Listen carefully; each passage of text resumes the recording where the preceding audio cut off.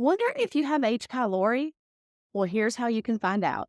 I'm Julianne. I'm a nurse practitioner, functional medicine provider, and gut health expert. So, what actually is H. pylori? Helicobacter pylori, which is often abbreviated H. pylori, is a type of bacteria that infects the stomach lining. Now, it was previously known as Campylobacter pylori, and it is a spiral-shaped bacterium that can cause various digestive problems, including gastritis, which is an inflammation of the stomach lining. And it's transmitted person to person in saliva, feces, or even vaginal secretions. H. pylori is well known for its role in the development of peptic ulcers. These are painful sores that can form on the lining of the stomach or the upper part of the small intestine. Now, the majority of peptic ulcers are caused by H. pylori infections, along with other factors like the use of NSAIDs or non-steroidal anti-inflammatory drugs. So why does this even matter? Well, it matters for several reasons.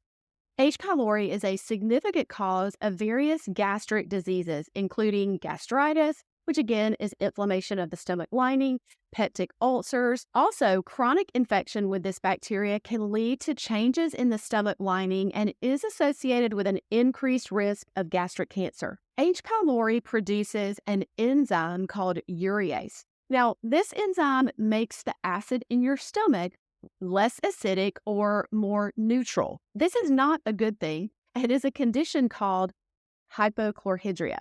Now, when you have hypochlorhydria, there are several things that can happen. You don't digest your food as well as you should because we need good levels of stomach acid for digestion, and you also don't absorb nutrients from your food as well as you should.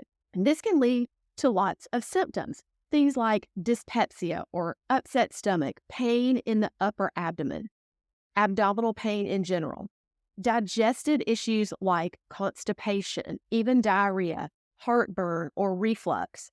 And you can also have some mineral deficiencies from not enough stomach acid, things like deficiencies in magnesium, selenium, calcium, B12, and zinc. Now let's talk about how to find out if you have H. pylori. There are several lab tests that can be done to diagnose an H. pylori infection. The first one is a blood test. It's called a blood antibody test.